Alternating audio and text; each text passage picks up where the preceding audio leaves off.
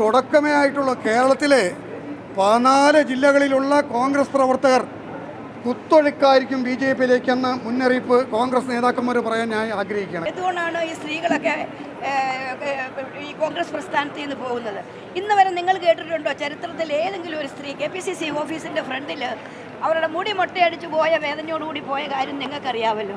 ഇനി എത്ര ആൾ പോകാനുണ്ട് ആർക്കറിയാം. ഇന്ന് കാണുന്ന ആളെ നാളെ അവിടെ കാണുമെന്നുള്ളതാണ് ഇന്നത്തെ ഒരു പ്രശ്നം. അതാണ് ഏറ്റവും ഗൗരവമായിട്ട് നമ്മൾ കാണേണ്ടത്. നമസ്കാരം, ന്യൂസ് ആൻഡ് വ്യൂസിലേക്ക് സ്വാഗതം. കഴിഞ്ഞ വർഷം ഫെബ്രുവരിയിൽ AICC ഒരു കമ്മിറ്റിയെ നിയോഗിച്ചു.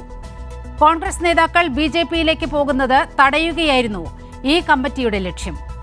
പക്ഷേ കൃത്യം ഒരു വർഷം കഴിഞ്ഞപ്പോൾ കമ്മിറ്റി അധ്യക്ഷനായിരുന്ന AICC സെക്രട്ടറി അജയ് കപൂർ തന്നെ BJP-യിലേക്ക് ചേക്കേറി. ഇതാണ് കോൺഗ്രസിന്റെ ഇന്നത്തെ അവസ്ഥ. ഇതൊക്കെ കേരളത്തിന് പുറത്ത് മാത്രമേ നടക്കൂ എന്നായിരുന്നു നമ്മുടെയൊക്കെ ഒരു പൊതുവിശ്വാസം. ജനാധിപത്യ മതേതര കേരളത്തിന്റെ ആ വിശ്വാസമെല്ലാം കോൺഗ്രസ് തകർത്ത് തരിപ്പണമാക്കുകയാണ്. പ്രമുഖരും അല്ലാത്തവരുമെല്ലാം BJP-യിലേക്ക് ഇടിച്ചു കയറാൻ വരി നിൽക്കുകയാണ്. ഇനിയും എത്ര പേർ എന്നതാണ് ഉയരുന്ന ചോദ്യം. ഈ ചർച്ചയിൽ അതിഥികളായി പങ്കെടുക്കുന്നത് CPIM പ്രതിനിധി ഡോക്ടർ A. സമ്പത്ത്, കോൺഗ്രസ് പ്രതിനിധി പ്രൊഫസർ റോണി കെ ബേബി, മുതിർന്ന മാധ്യമപ്രവർത്തകൻ M. ജയചന്ദ്രൻ. ആദ്യം കോൺഗ്രസ് പ്രതിനിധി റോണി കെ ബേബിയിലേക്കാണ്. ശ്രീ റോണി കെ ബേബി, ആദ്യം തന്നെ കേരളത്തിൻ്റെ ഒരു ചിത്രമെടുക്കാം. ഈ പത്മജയുടെ BJP-യിലേക്കുള്ള ആ പോക്കെല്ലാം കോൺഗ്രസ് നേതൃത്വത്തെ അപ്പാടെ ഞെട്ടിച്ചു എന്നതിൽ ഒരു സംശയവുമില്ല. പക്ഷേ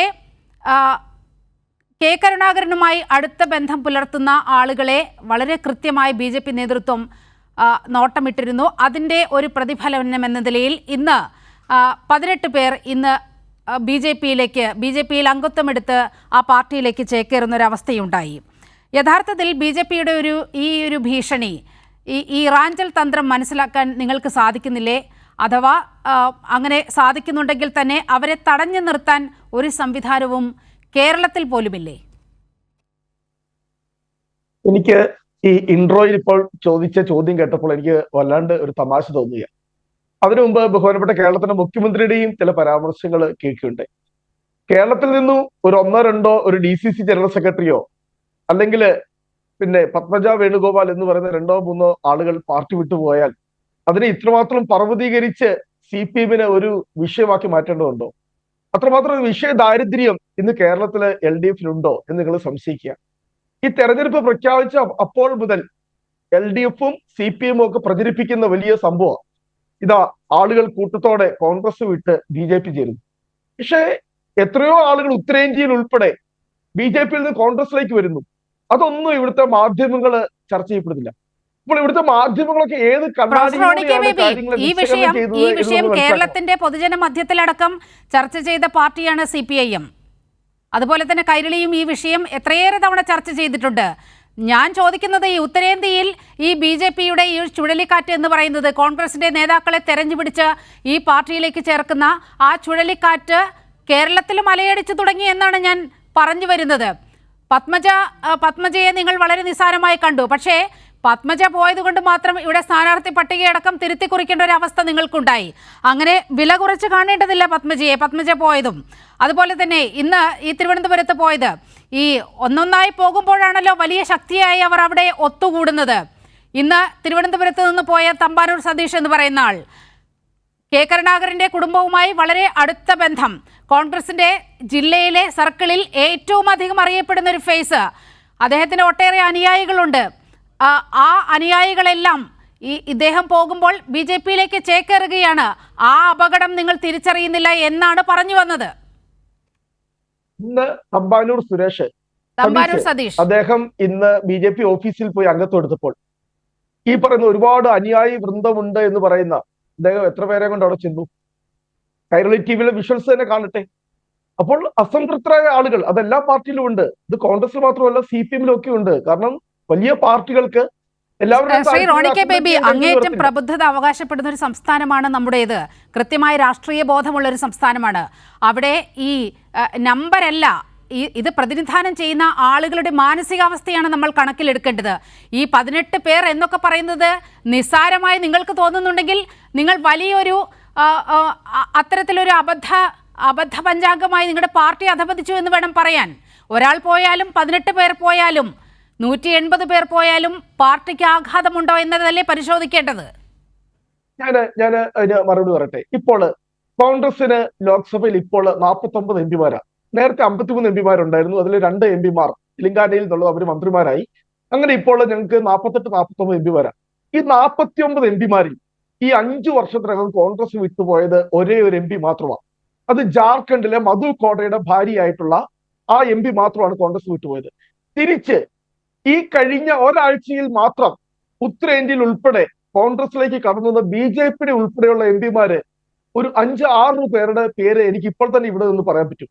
ഹരിയാനയിൽ ഉൾപ്പെടെ, രാജസ്ഥാനിൽ ഉൾപ്പെടെ. ഇതൊക്കെ ഇവിടുത്തെ മാധ്യമങ്ങൾ കാണുന്നില്ലേ? ഉത്തർപ്രദേശിൽ നിങ്ങൾ പറയുന്നു കോൺഗ്രസ് വലിയ ശക്തിയൊന്നുമല്ല എന്ന്.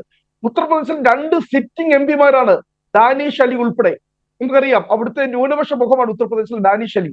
ആ ഡാനിഷ് അലിയെ വളരെ മോശമായ രീതിയിലാണ് പാർലമെന്റിൽ വംശീയ അധിക്ഷേപം നടത്തിയിട്ടുണ്ട് BJP MP. ആ ഡാനിഷ് അലി അദ്ദേഹം കോൺഗ്രസിൽ ചേർന്നു. അതൊന്നും ഈ രാജ്യത്ത് വാർത്തയല്ലേ? ഈ കഴിഞ്ഞ 6 മാസത്തിനകം കോൺഗ്രസിലേക്ക് കടന്നു വന്ന BJP-യിൽ നിന്നും MLA-മാർ ഉൾപ്പെടെ എംപിമാർ ഉൾപ്പെടെ ഇവിടെ നമ്മൾ കണ്ടു. ഈ കർണാടകയില് ഈ കഴിഞ്ഞ രാജ്യസഭാ തെരഞ്ഞെടുപ്പില് 2 BJP-യുടെ സിറ്റിംഗ് MLA-മാരാണ് കോൺഗ്രസിന് അനുകൂലമായി അവർ ക്രോസ് വോട്ട് ചെയ്തത്. അതൊന്നും ഈ രാജ്യത്ത് മാധ്യമങ്ങളിൽ ചർച്ചയല്ല. ഇനി ഞാൻ പറയാം കേരളത്തിലെ കാര്യങ്ങൾ വന്നാൽ ഞാനൊരു 6 പേരുടെ പേര് ഇപ്പോൾ തന്നെ പറയാം. CPM-ന്റെ മുതിർന്ന നേതാക്കളായ 6 പേർ കഴിഞ്ഞ ഒരു 1-2 വർഷത്തിനകം ഈ പറയുന്ന CPM വിട്ട് BJP-യിലേക്ക് ഒരു ഉദാഹരണം മാത്രം എനിക്ക് വളരെ വ്യക്തിപരമായി അറിയാവുന്ന ആളുടെ പേര് ഞാൻ പറയാം. അവരുടെ പേര് മിനർവാർ മോഹൻ എന്നാണ്. മിനർവാർ മോഹൻ എനിക്ക് തൊട്ട് അറിയാൻ കാരണം എന്റെ തൊട്ടടുത്തുള്ള പൂഞ്ഞാറില് അവിടുത്തെ ഗ്രാമപഞ്ചായത്ത് പ്രസിഡന്റായിരുന്നു, CPM-ന്റെ നേതാവായിരുന്നു മിനർവാർ മോഹൻ. അവരായിരുന്നു കഴിഞ്ഞ നിയമസഭാ തെരഞ്ഞെടുപ്പില് കോട്ടയത്ത് BJP-യുടെ സ്ഥാനാർത്ഥി. ചേർത്തലയിൽ PS ജ്യോതിസ് ഉൾപ്പെടെ, ആറന്മുളയിൽ ബിജു മാത്യു ഉൾപ്പെടെ, അതുപോലെ മാവേലിക്കരയിൽ K സഞ്ജു ഉൾപ്പെടെ, കല്യാശ്ശേരിയിൽ അരുൺ കൈതപ്ര ഉൾപ്പെടെ, കുട്ടനാട് ഈ തമ്പി മേട്ടുത്തറ ഉൾപ്പെടെ, മണ്ണാർക്കാട് നസീമ മുൻ ജനാധിപത്യ മഹിളാ അസോസിയേഷൻ. അങ്ങനെ എടുക്കുകയാണെങ്കിൽ കോൺഗ്രസിന്റെ ബൂത്ത് തലം മുതലുള്ള എത്രയോ നേതാക്കൾ ഇപ്പോൾ BJP-യിലാണ്. ആ കണക്കൊക്കെ എടുക്കുകയാണെങ്കിൽ വലിയ കോട്ടമുണ്ടാകുന്നത് കോൺഗ്രസിന് തന്നെയായിരിക്കും. ഞാൻ അങ്ങയിലേക്ക് വരാം. ശ്രീ A സമ്പത്ത്, കോൺഗ്രസ് പ്രതിനിധി നമ്മോട് സംസാരിക്കുന്നത് ഇത് വലിയൊരു പ്രശ്നമൊന്നുമല്ല. തമ്പാനൂർ സതീഷ് എന്ന് പറയുന്നത് തിരുവനന്തപുരം ജില്ലയിലെ ഒരു അറിയപ്പെടുന്ന മുഖമാണ്. പത്മജ പോയപ്പോഴും വളരെ കൂളായിട്ടാണ് നേതൃത്വം ഈ വിഷയത്തിൽ പ്രതികരിച്ചത്. അവർ പോയാൽ ഒന്നുമില്ല. പക്ഷെ പിന്നീടുള്ള രാഷ്ട്രീയ ചലനങ്ങൾ ആ പാർട്ടിക്കകത്ത് നമ്മൾ കണ്ടതാണ്. എന്തുകൊണ്ടാണ് ഇങ്ങനെ കോൺഗ്രസിന് മറുകണ്ഠം ചാടേണ്ടി വരുന്നത് BJP-യിലേക്ക്?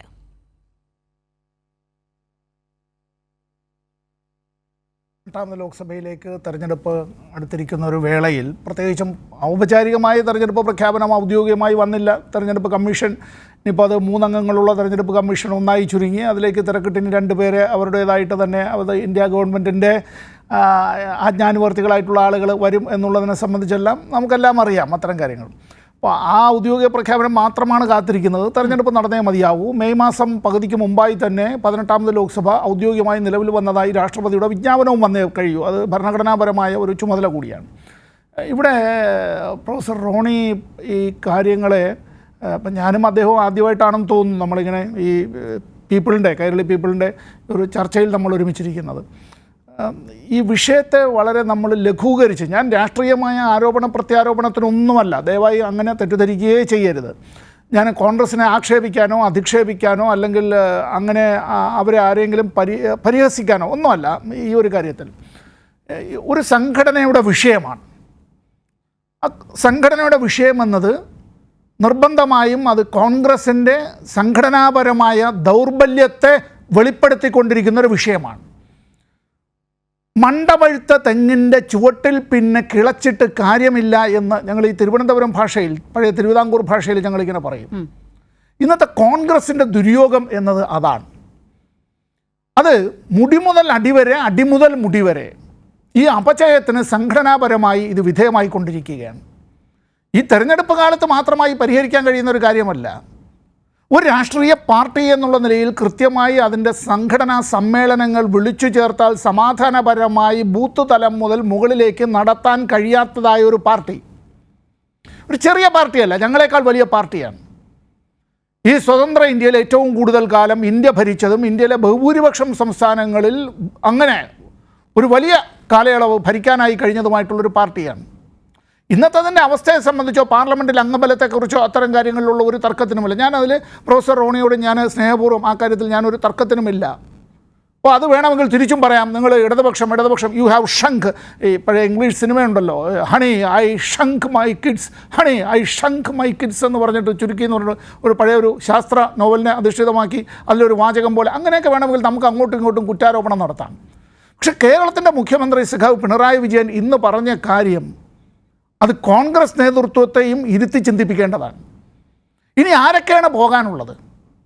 കോൺഗ്രസിനെ ഈ ഇന്ത്യയിൽ അതിനെ നട്ടു നനച്ചു വളർത്തി അതിൻ്റെ നിർണായകമായ നിമിഷങ്ങളിൽ അത്തരത്തിൽ നെഞ്ചുകൊടുത്തു നിന്നവരായിട്ടുള്ള ആളുകൊണ്ടും അർത്ഥം കൊണ്ടും അത്തരത്തിൽ നിന്നിട്ടുള്ള തലമുറകളായി അങ്ങനെ തന്നെ ആ വിധത്തിൽ നിന്നിട്ടുള്ള നിരവധി കുടുംബങ്ങളിൽ നിന്നുള്ള കോൺഗ്രസിൻ്റെ വളരെ തലപ്പത്തുള്ള, ഇപ്പോൾ ഞാനതിൽ രാഹുൽ ബ്രിഗേഡ് എന്നൊന്നും പറയുന്നില്ല, പക്ഷേ ശ്രീ രാഹുൽ ഗാന്ധിക്ക് അത്തരത്തിൽ വിശ്വസ്തരായി ഇടതുവശത്ത് വലതുവശത്ത് നമ്മൾ പറയുമല്ലോ, അത്തരത്തിൽ ജസ്റ്റ് ലൈക്ക് ദ ഫെയ്ത്ത്ഫുൾ ലെഫ്റ്റനൻസ് എന്നൊക്കെ പറയുന്ന പോലെ ഞാനത് ലോക്സഭയിൽ കണ്ട കാര്യം.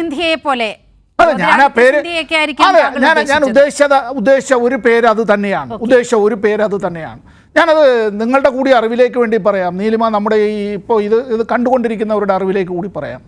ഇപ്പോൾ ഇന്ന് കേരളത്തിലെ മന്ത്രിയായിട്ടുള്ള സഖാവ് എം പി രാജേഷും CPIM-ൻ്റെ സംസ്ഥാന സെക്രട്ടേറിയറ്റ് അംഗമായിട്ടുള്ള സഖാവ് PK ബിജുവും ഒക്കെ ഞാൻ ഉൾപ്പെടെയുള്ളവർ ലോക്സഭാ അംഗങ്ങളായിരിക്കുന്ന വേളയിൽ 15ഉം 16ഉം ലോക്സഭകളിൽ ഞങ്ങൾ അംഗങ്ങളായിരിക്കുന്ന വേളകളിൽ അതിൽ തന്നെ 16ാം ലോക്സഭ NDA ഗവൺമെൻറ്റിൻ്റെ കാലത്താണ്, ഒന്നാം മോദി സർക്കാരിൻ്റെ കാലത്താണ്. ശ്രീമതി ടീച്ചർ അടക്കം അന്ന് പാർലമെൻറ്റ് അംഗമാണ്, ജോയ്സ് ജോർജ് അന്ന് പാർലമെൻറ്റ് അംഗമാണ്, ഇന്നസെൻ്റ് ചേട്ടൻ പാർലമെൻറ്റ് അംഗമാണ്. നിരവധി വിഷയങ്ങളിൽ BJPയുടെ ജനദ്രോഹ നടപടികൾക്കെതിരായി അത്തരത്തിൽ പാർലമെൻ്ററി ജനാധിപത്യത്തെ അപഹസിക്കുന്നതിനെതിരായി അവരുടേതായ ഏകാധിപത്യ സ്വഭാവം മറന്നേക്ക് പുറത്തു വരുന്ന വേളകളിൽ ഞങ്ങൾ പലപ്പോഴും ചില എക്സ്ട്രാ പാർലമെൻ്ററി എന്ന് പറയാവുന്ന നിലയിലേക്ക്, അത് പാർലമെൻറ്റിൽ നൽകിയ ഞങ്ങളുടെ നോട്ടീസുകൾ അംഗീകരിക്കാതിരിക്കുക, 0 ഓവറിൽ ഞങ്ങൾ നൽകിയിട്ടുള്ള നോട്ടീസുകൾ ആ നോട്ടീസുകൾ മാറ്റിവെച്ചുകൊണ്ട് ഞങ്ങൾക്ക് ശേഷം നൽകിയിട്ടുള്ള മീനാക്ഷി ലേഖയുടെ, ഇപ്പോൾ ഒരു തെരഞ്ഞെടുപ്പിൽ അവർക്ക് സ്ഥാനാർത്ഥിത്വം ഇല്ല എന്നറിയുന്നു BJPയുടെ, അതുപോലെ തന്നെ പ്രഹ്ലാദ് ജോഷിയുടെ, അവരെല്ലാം 0 ഓവറിലൊക്കെ 12-15 മിനിറ്റൊക്കെയാണ് പ്രസംഗം പോലെ. അതെല്ലാം ചെയറിൽ നിന്ന് കൊടുക്കുന്ന അനുമതിയാണ്, ചോദ്യം ചെയ്യാൻ പാടില്ല എന്ന് പറഞ്ഞാലും എല്ലാവർക്കും മനസ്സിലാകും എന്താണ്. പലപ്പോഴും ഞങ്ങൾ വെല്ലിലേക്ക്, ഹൗസിൻ്റെ ആ ലോക്സഭയുടെ വെല്ലിലേക്ക് ഇറങ്ങി പ്രതിഷേധിച്ചിട്ടുണ്ട്. വിരലിൽ എണ്ണാവുന്നവർ മാത്രമേ ഇടതുപക്ഷത്തിനുണ്ടായിരുന്നുള്ളൂ എന്നുള്ളത് അറിയണം. ജ്യോതിരാദിത്യ സിന്ധ്യ എല്ലാം ആ കാലത്ത് ഞാൻ പറഞ്ഞ ആ സമയമുണ്ടല്ലോ, ഇങ്ങനെ മുഷ്ടി ചുരുട്ടി വന്ന് ഞങ്ങളുടെ കൈകളിൽ തൊട്ടുകൊണ്ട് കെട്ടിപ്പിടിച്ചുകൊണ്ട് പറഞ്ഞത് comrades well done, comrades well done. എന്നിട്ട് അദ്ദേഹം തൻ്റെ കൂടെയുള്ള കോൺഗ്രസിൻ്റെ പല ചങ്ങാതിമാരോടും അവരോട് പറഞ്ഞിട്ടുള്ളത് നിങ്ങൾ ഇടതുപക്ഷത്തെ കണ്ടുപഠിക്കുക എന്നുള്ളതാണ്. ഞങ്ങൾ ഉയർത്തിയതായ വിഷയങ്ങൾ, അതിന് ഗവൺമെൻറ് വാസ്തവത്തിൽ പ്രതികൂട്ടിലാകുന്നതായിട്ടുള്ള നിരവധി കാര്യങ്ങൾ, പാർലമെൻ്ററി സംവിധാനത്തെ ആ വിധത്തിൽ എങ്ങനെയെല്ലാം to grill the treasury benches, ഗവൺമെൻറ്റിൻ്റെ തെറ്റുകളെ തുറന്നു കാണിക്കാൻ, അതിന് അവർ അനുവദിക്കാത്ത വരുന്ന അത്തരം ഒരു സാഹചര്യങ്ങൾ, എക്സ്ട്രാ പാർലമെൻ്ററി അത്തരം കാര്യങ്ങൾ.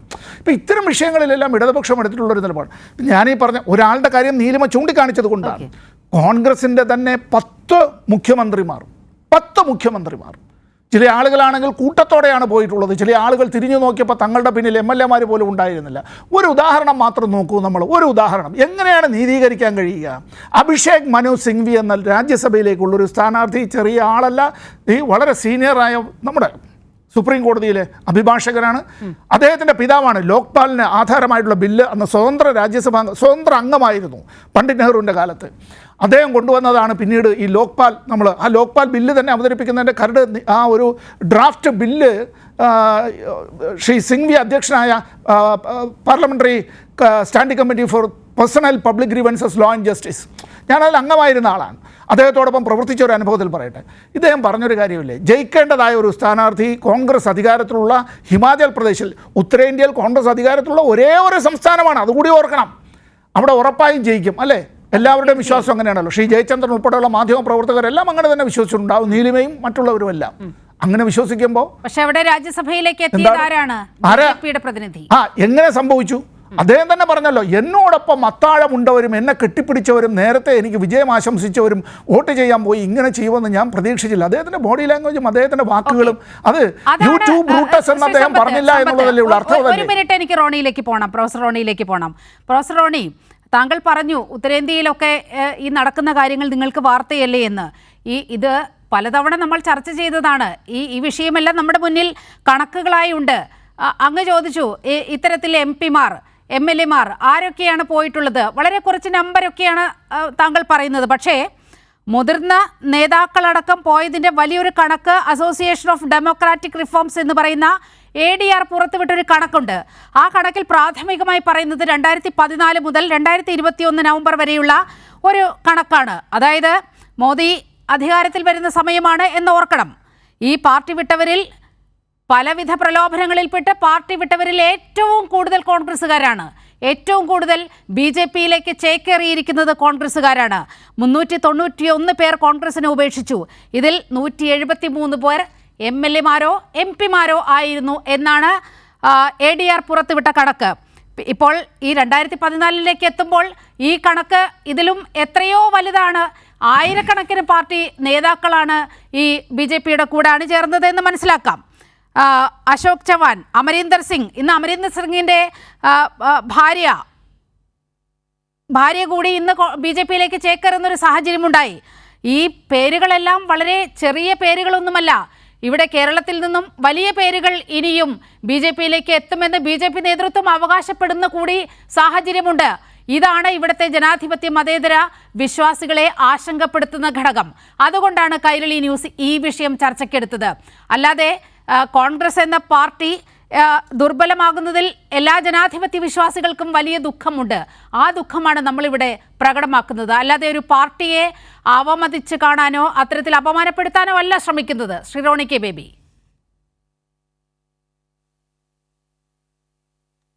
നീലിമ, ഇന്ത്യയിലെ മതേതര ജനാധിപത്യ സംവിധാനങ്ങൾ നിലനിന്ന് കാണണമെന്ന് ആത്മാർത്ഥമായി ആഗ്രഹിക്കുന്നെങ്കിൽ ഇന്ന് കൈരളി TV ചർച്ച ചെയ്യേണ്ടത് ഇന്നത്തെ പത്രങ്ങളിലൊക്കെ വലിയ വാർത്തയായി ജാർഖണ്ഡിലെ കോൺഗ്രസ് MLA അംബാ പ്രസാദിന്റെ ഒരു സ്റ്റേറ്റ്മെന്റ് ഉണ്ട്. എന്താ അംബാ പ്രസാദ് പറഞ്ഞതെന്നറിയോ? അവരുടെ വീട്ടിൽ കഴിഞ്ഞ ദിവസം ED റെയ്ഡ് നടന്നു. അംബാ പ്രസാദ് ഇന്ന് പത്രമാധ്യമങ്ങളുടെ മുമ്പിൽ വന്ന് പറഞ്ഞത് BJP-യിൽ നിന്ന് എനിക്ക് വലിയ സമ്മർദ്ദമുണ്ടായി, വലിയ ഓഫർ ഉണ്ടായി. നിങ്ങൾ പാർട്ടി മാറിക്കോ, പാർട്ടി മാറിയില്ല എങ്കിൽ നിങ്ങളുടെ വീട്ടിൽ റെയ്ഡ് നടത്തും. ഇതാണ് BJP ഭരണത്തിന്റെ കീഴിൽ ഇവിടെ സംഭവിച്ചുകൊണ്ടിരിക്കുന്നത്. ഇവരൊക്കെ പ്രത്യയശാസ്ത്രപരമായിട്ടാണോ ഈ പറയുന്ന പാർട്ടി വിട്ടു പോകുന്നത്? ഇവിടെ 1-2 പേരുടെ പേരുകൾ പരാമർശിക്കുകയുണ്ടായി. അശോക് ചവാന്റെ സംഭവം എന്താ നമുക്കറിയാം. അദ്ദേഹം ആദർശ് ഫ്ലാറ്റ് കുംഭകോണം എന്ന് പറയുന്ന വലിയ അഴിമതി കേസിൽ അദ്ദേഹത്തെ പെടുത്തിയിരിക്കുക. അതുപോലെ തന്നെ നമുക്കറിയാം അജിത് പവാർ പ്രതിയായത് 25,000 കോടി രൂപയുടെ അഴിമതി കേസില് CBI കുറ്റപത്രം സമർപ്പിച്ച കേസിലാണ്. അദ്ദേഹം നേരെ NCP പിളർത്തിക്കൊണ്ട് BJP ചെന്നു. അദ്ദേഹത്തിന്റെ പേരിലെ കേസ് മുഴുവൻ പിൻവലിച്ചു. ഇതാണ് ഈ രാജ്യത്ത് സംഭവിച്ചുകൊണ്ടിരിക്കുന്നത്. ഈ BJP-യുടെ ഈ ഫാസിസ്റ്റ് ഭരണം, ഞാൻ അങ്ങനെ തന്നെ പറയും, ഇതാണ് ഫാസിസം എന്ന് പറയുന്നത്. കൃത്യമായി തന്നെ രാഷ്ട്രീയ പ്രതിയോഗികളെ ഏതെങ്കിലുമൊക്കെ ചതിക്കുഴികളിലൂടെ, സമ്മർദ്ദങ്ങളിലൂടെ, പ്രലോഭനങ്ങളിലൂടെ, വാഗ്ദാനങ്ങളിലൂടെ ഒക്കെ കെണിയിൽപ്പെടുത്തിക്കൊണ്ട് എന്ത് ചെയ്യുക, ആ രാജ്യത്തെ നമ്മുടെ ഇവിടുത്തെ ജനാധിപത്യ സംവിധാനങ്ങൾ തകർക്കുക. ഇവിടെ പറയുണ്ടായി ഇത്തോളം കോൺഗ്രസിന്റെ മുൻ നേതാക്കന്മാർ ഇന്ന് BJP-യുടെ മുഖ്യമന്ത്രിമാരാ. ഞാൻ ഒരു ഉദാഹരണം മാത്രം പറയട്ടെ. ഇന്ന് കോൺഗ്രസിനെ ഏറ്റവും വളഞ്ഞിട്ട് ആക്രമിക്കുന്നത് ആസാം മുഖ്യമന്ത്രിയായിട്ടുള്ള ഹിമന്ത ബിശ്വ ശർമ്മയാണ്. രാഹുൽ ഗാന്ധിയുടെ പേരിൽ അദ്ദേഹം 1 ഡസനോളം കേസുകളാണ് ആസാമിൽ ഭാരത് ജോഡോ യാത്രയുമായി കടന്നു ചെന്നപ്പോൾ ഈ രാഹുൽ ഗാന്ധിയുടെ പേരിൽ ചുമത്തിയത്. അദ്ദേഹം പ്രതിയായ കേസ് ഏതാണെന്നറിയാവോ? അവിടെ ഗോഹട്ടിക്ക് ചുറ്റുമുള്ള ഏറ്റവും വിലപ്പെട്ട ഭൂമി അവിടെ അമേരിക്കയുടെ ഏതൊക്കെയോ കമ്പനികൾക്ക് കൊടുത്തു എന്ന് പറഞ്ഞുകൊണ്ട് CBI തന്നെ FIR രജിസ്റ്റർ ചെയ്തൊരു കേസാണ്. അദ്ദേഹത്തെ എന്ത് ചെയ്യുന്നു BJP നേരെ. അപ്പോൾ ഈ ഇതെന്താ ചെയ്യുന്നറിയോ? BJP അവരുടെ അന്വേഷണ ഏജൻസികളെ ഉപയോഗിച്ചുകൊണ്ട് കൃത്യമായി തന്നെ എന്ത് ചെയ്യുന്നു, നേതാക്കന്മാരെ പ്രതിസ്ഥാനത്ത് നിർത്തുന്നു, പ്രതികളാക്കുന്നു. എന്നിട്ട് എന്ത് ചെയ്യുന്നു, അവരെ ഇങ്ങനെ ചൂണ്ടയിട്ടുകൊണ്ട് അംബാ പ്രസാദ് എന്ന് പറയുന്നത് ജാർഖണ്ഡിലെ അംബാ പ്രസാദ് ഒരു എക്സെപ്ഷണൽ കേസ് മാത്രമാണ്. പക്ഷേ ED വരുമ്പോൾ അല്ലെങ്കിൽ CBI വരുമ്പോൾ, ഇൻകം ടാക്സ് റെയ്ഡ് വരുമ്പോൾ ഭയപ്പെട്ട് ഓടുകയാണ് കോൺഗ്രസ്. അതായത് കൃത്യമായി അഴിമതിയുടെ കറ അവരുടെ കയ്യിൽ പുരണ്ടതുകൊണ്ടാണ് ഇത്തരത്തിലൊരു ദുര്യോഗം കോൺഗ്രസിൻ്റെ പ്രതിനിധികളെ, കോൺഗ്രസിൻ്റെ ജനപ്രതിനിധികളെ അല്ലെങ്കിൽ മുൻ മുഖ്യമന്ത്രിമാരായവരെ ഒക്കെ കാത്തിരിക്കുന്നത്. മുതിർന്ന മാധ്യമ പ്രവർത്തകൻ M ജയചന്ദ്രനിലേക്ക് പോവുകയാണ്. ശ്രീ M ജയചന്ദ്രൻ, ഈ ഒരു സാഹചര്യത്തിൽ വേണം കേരളത്തിൻ്റെ ഒരു സവിശേഷ സാഹചര്യത്തെ നമ്മൾ കാണേണ്ടത്. നോക്കൂ, BJP-യുടെ 2ാം ഘട്ട ലിസ്റ്റും പുറത്തിറക്കി കഴിഞ്ഞു. പക്ഷേ കേരളത്തിലേക്കുള്ള 4 സീറ്റുകൾ അവർ ഒഴിച്ചിട്ടിരിക്കുന്നൊരു സാഹചര്യമുണ്ട്. വളരെ കൃത്യമായി ചില വിവരങ്ങൾ പുറത്തു വരുന്നത് വയനാട്, ആലത്തൂർ, എറണാകുളം, കൊല്ലം മണ്ഡലങ്ങളിലാണ് സ്ഥാനാർത്ഥിയെ പ്രഖ്യാപിക്കാതെ കോൺഗ്രസിന് വേണ്ടി കോൺഗ്രസിന് വേണ്ടി റിസർവ് ചെയ്തിരിക്കുന്നു എന്നാണ് ചില മാധ്യമ വാർത്തകൾ പുറത്തു വരുന്നത്. ഈ കൊല്ലം സീറ്റിൽ ഇത്തരത്തിൽ EDയെ പേടിക്കുന്ന ഒരു നേതാവിനെ ലക്ഷ്യം വെക്കുന്നു. ഒരു മുൻ മന്ത്രിയായ തലസ്ഥാനത്തുള്ള ഒരു നേതാവിനെ BJP ലക്ഷ്യം വെക്കുന്നു. BJP അദ്ദേഹത്തെ ചൂണ്ടാൻ പദ്ധതിയിട്ടിരിക്കുന്നു എന്നുള്ള വാർത്തകളൊക്കെ പുറത്തു വരുന്നുണ്ട്. ഇവിടെയും ED പേടിയിൽ നേരെ BJPയിലേക്ക് ചേക്കേറുന്ന ഒരു സാഹചര്യം ആ നേതാവിനുണ്ടാകുമോ? അദ്ദേഹത്തിൻ്റെ പേര് അങ്ങേക്ക് തന്നെ അറിയാമെന്നാണ് ഞാൻ വിശ്വസിക്കുന്നത്.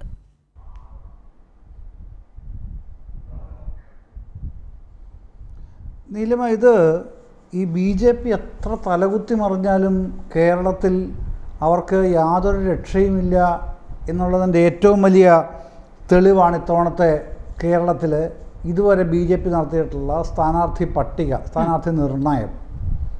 ഇവിടെ സംസ്ഥാന ഘടകത്തിൻ്റെ നിർദ്ദേശങ്ങൾക്ക് ഒരു പരിഗണനയും ലഭിച്ചില്ല എന്ന് മാത്രമല്ല, നരേന്ദ്രമോദി നേരിട്ട് നിശ്ചയിച്ചിട്ടുള്ള ആൾക്കാരെ മാത്രമേ അവരിപ്പോൾ ഫീൽഡ് ചെയ്തിട്ടുള്ളൂ.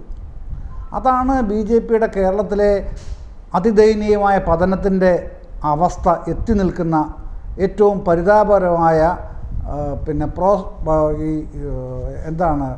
പ്രീ ഇലക്ഷന് ഈ ഘട്ടത്തിൽ നമുക്ക് കാണാൻ കഴിയുന്ന പ്രധാന കാര്യം. നോട്ടിഫിക്കേഷന് മുമ്പുള്ള ഘട്ടമാണല്ലോ ഇപ്പോൾ ഉള്ളത്.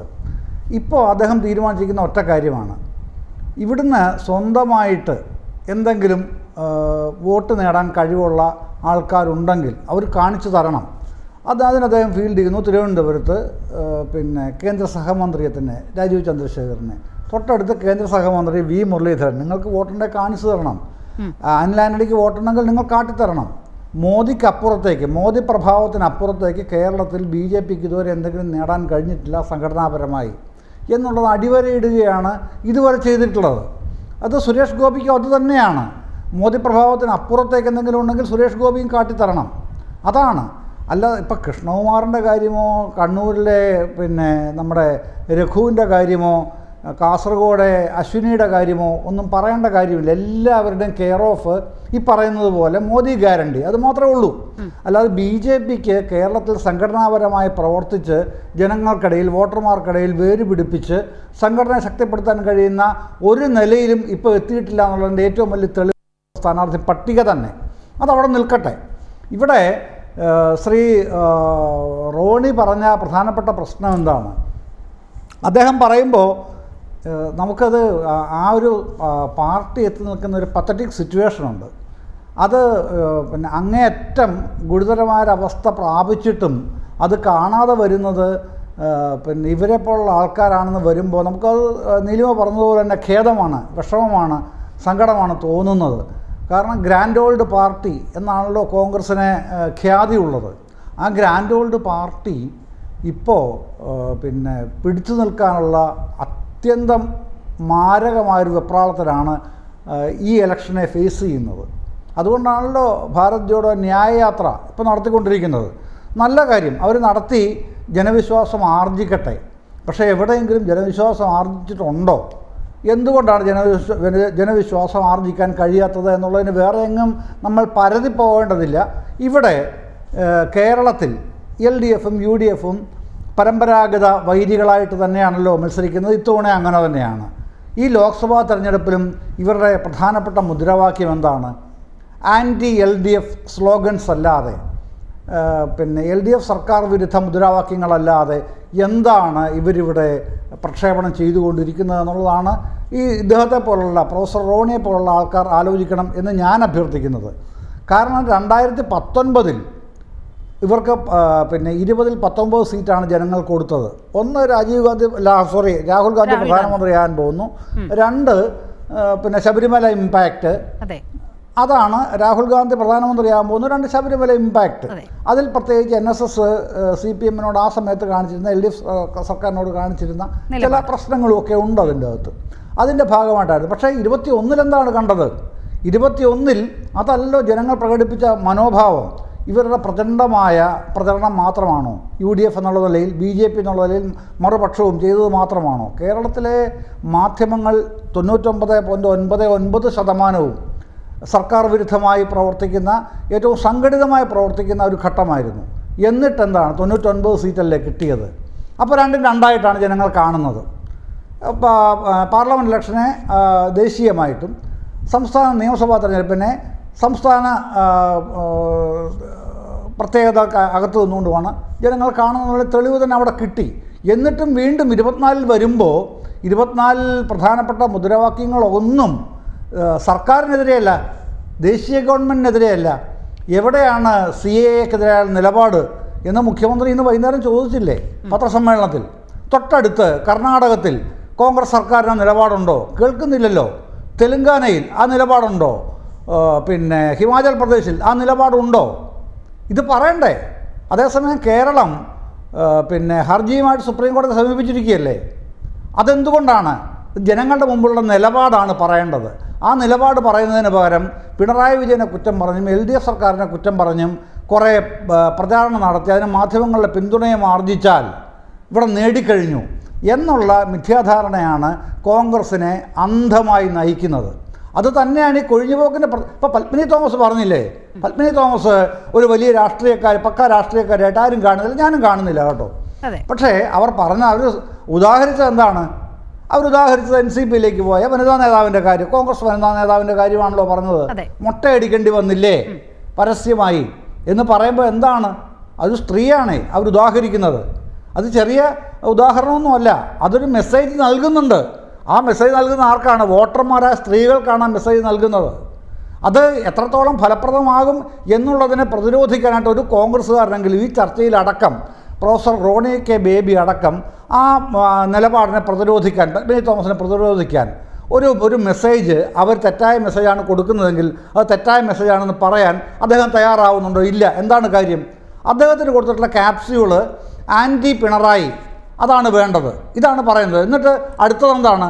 മാധ്യമങ്ങളുടെ പ്രശ്നമാണ് ഇത് മുഴുവനും, ഞങ്ങളുടെ പ്രശ്നമൊന്നുമല്ല എന്ന് പറഞ്ഞാൽ കൈരളിയുടെ പ്രശ്നമാണ്, നീലിമയുടെ പ്രശ്നമാണ്, ഇവിടെ ചർച്ച ചെയ്യുന്ന എൻ്റെയും അഡ്വക്കേറ്റ് സമ്പത്തിൻ്റെയും പ്രശ്നമാണ്.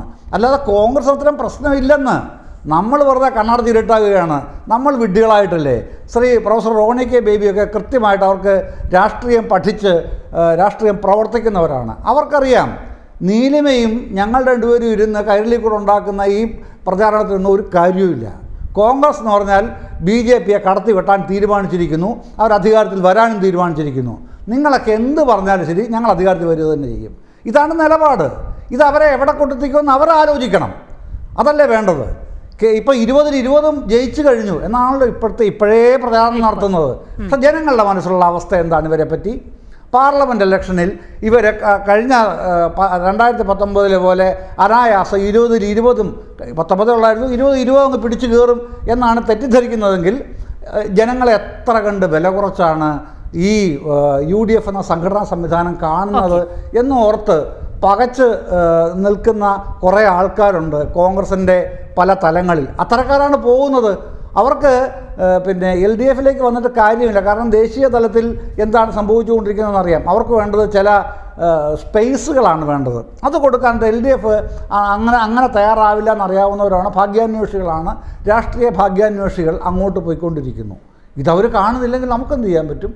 അതിന് മറുപടി പറയുന്നത് മാധ്യമങ്ങളുടെ കുഴപ്പമാണ് എന്ന് പറഞ്ഞു കഴിഞ്ഞാൽ ആ ആരോപണം കൊണ്ട് പരിഹരിക്കാൻ കഴിയുന്ന പരിക്കുകളാണ് കോൺഗ്രസ്സിന്, ഐക്യജനാധിപത്യ മുന്നണിക്ക് കേരളത്തിലുള്ളതെങ്കിൽ അങ്ങനെ തന്നെ പറയുക, അതേ ഉള്ളൂ. അത് ജനങ്ങൾ തീരുമാനിച്ച് അവരുടെ വിധിയെഴുത്തിന് വിടുക എന്നുള്ളതല്ലാതെ മറ്റൊന്നും പറയാൻ കഴിയില്ല. പ്രൊഫസർ റോണി കെ ബേബി, ഈ 2019 സാഹചര്യമല്ല ഇപ്പോൾ നിങ്ങൾ ഫേസ് ചെയ്യുന്നത് എന്നത് വലിയൊരു യാഥാർത്ഥ്യമാണ്. 2019 അവസ്ഥ എന്ന് പറയുന്നത് രാഹുൽ ഗാന്ധി പ്രധാനമന്ത്രിയാകാൻ പോകുന്നു, വയനാട് സീറ്റിൽ മത്സരിക്കുന്നു. അതുകൊണ്ട് തന്നെ ഇവിടുത്തെ ന്യൂനപക്ഷങ്ങൾ മുഴുവൻ നിങ്ങളെ വിശ്വാസത്തിലെടുക്കുന്നൊരു സാഹചര്യമുണ്ടായി. നിങ്ങൾ 19 സീറ്റിൽ വിജയിച്ച് കയറുന്ന ഒരു സാഹചര്യമുണ്ടായി. പക്ഷേ പിന്നീടുള്ള എല്ലാ തെരഞ്ഞെടുപ്പുകളിലും അൻപേ പരാജയം ഏറ്റുവാങ്ങുകയാണ് കോൺഗ്രസ് UDF ചെയ്തത്. ഏറ്റവും ഒടുവിൽ നടന്ന തദ്ദേശ സ്ഥാപനങ്ങളിലേക്ക് നടന്ന ഉപതെരഞ്ഞെടുപ്പിൽ വരെ കോൺഗ്രസിൻ്റെ സിറ്റിംഗ് വാർഡുകൾ പിടിച്ചെടുക്കാൻ CPIM-ന് LDF-ന് സാധിച്ചു. ഇതാണ് യാഥാർത്ഥ്യം. ഇവിടെ നിങ്ങൾ ഈ രാജ്യം അഭിമുഖീകരിക്കുന്ന പ്രശ്നം, ആ പ്രശ്നങ്ങളോടെല്ലാം കണ്ണടച്ച് അത്തരത്തിൽ അതിനെ പുൽകുന്നൊരു സമീപനം എടുക്കുകയും ഇവിടെ LDF സർക്കാരിനെ നഖശിഖാന്തം വിമർശിക്കുകയും ചെയ്യുന്നു. ഈ നയത്തിന് ഈ കഴിഞ്ഞ വർഷങ്ങളിലെല്ലാം, ഈ കഴിഞ്ഞ തെരഞ്ഞെടുപ്പുകളിലെല്ലാം വലിയ തിരിച്ചടി, വലിയ പരാജയം കോൺഗ്രസിന് ഏറ്റുവാങ്ങേണ്ടി വന്നു. ഇപ്പോൾ നോക്കൂ, രാജ്യത്തും ഏറ്റവും വലിയ രീതിയിൽ ചർച്ച ചെയ്യുന്ന വിഷയമാണ് പൗരത്വ നിയമ ഭേദഗതി എന്ന് പറയുന്നത്. ഈ നിയമം ഇപ്പോൾ ഇംപ്ലിമെൻ്റ് ചെയ്യപ്പെട്ടിരിക്കുകയാണ്. ഇതിനെതിരെ ഏതെങ്കിലും കോൺഗ്രസ് നേതാക്കൾ ഒരു വിരുദ്ധ സ്വരം, അതിനെതിരെ ഒരു പ്രതിഷേധ വാക്ക് അവരുടെ നാവിൽ നിന്നും വരുന്നുണ്ടോ? ഇവിടെ പ്രതിപക്ഷ നേതാവും KPCC പ്രസിഡന്റും പറയുന്നത് എന്താണ്? നേരത്തെ ഉണ്ടാക്കിയ ഒരു നിയമമാണ്, അത് കേന്ദ്ര സർക്കാരിൻ്റെ നിയമമാണ്, ഇതിവിടെ ഇംപ്ലിമെൻ്റ് ചെയ്യാൻ പറ്റില്ല എന്ന് കേരളം പറഞ്ഞാൽ അതെങ്ങനെ ശരിയാകും എന്ന് ചോദിക്കുന്നു. അതായത് ഒരു മൃദു ഹിന്ദുത്വ സമീപനം ഇക്കാര്യത്തിൽ കോൺഗ്രസ് വളരെ കൃത്യമായി ബോധപൂർവം വച്ചു പുലർത്തുകയാണ്. ഇതിനെ ഈ തെരഞ്ഞെടുപ്പിൽ ആളുകൾ ചോദ്യം ചെയ്യില്ലേ? നിങ്ങളെ വിശ്വസിച്ച് നിങ്ങളുടെ കൂടെ നിൽക്കുന്ന നിങ്ങളുടെ ഘടകകക്ഷികൾ വരെ ചോദ്യം ചെയ്യുന്ന ഒരു സമീപനം ഇന്നുണ്ടായല്ലോ. PK കുഞ്ഞാലിക്കുട്ടിയുടെ ഇന്റർവ്യൂ കൂടി കണക്കിലെടുത്തുകൊണ്ടാണ് ഞാൻ ചോദിക്കുന്നത്. ഇത് നീലിമ, ഇവിടെ ജയേന്ദ്രൻ മാഷ് പറഞ്ഞതുപോലെ ഞങ്ങൾ ഈ വിഷയത്തെ ലാഘവത്വത്തോടുകൂടി അല്ല കാണുന്നത്. ഇപ്പം മാഷ് പറഞ്ഞു കോൺഗ്രസ്സുകാർക്ക് അതൊന്നൊരു പ്രശ്നമല്ല, പാർട്ടി വിട്ടു പോകുന്നവരൊക്കെ പോക്കട്ടെ. ഇതിനകത്ത് ഞങ്ങളുടെ ഒരു ഉറച്ച നിലപാട് പറഞ്ഞിട്ടുണ്ട്. അത് ശ്രീ രാഹുൽ ഗാന്ധി തന്നെ കൃത്യമായി തന്നെ ആ നിലപാട് പറഞ്ഞിട്ടുണ്ട്. ഞാനും അതിൽ തന്നെ വിശ്വസിക്കുന്നത്.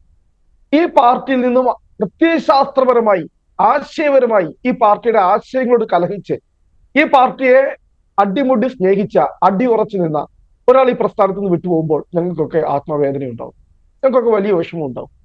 പക്ഷേ പുതിയ പുതിയ മേച്ചിൽപ്പുറങ്ങൾ തേടി, അവസരവാദ രാഷ്ട്രീയത്തിന്റെ പുതിയ മേച്ചിൽപ്പുറങ്ങൾ തേടി ആരെങ്കിലുമൊക്കെ പോകുമ്പോൾ അവരെ നമുക്ക് ഒരിക്കലും തടഞ്ഞു നിർത്താൻ കഴിയില്ല.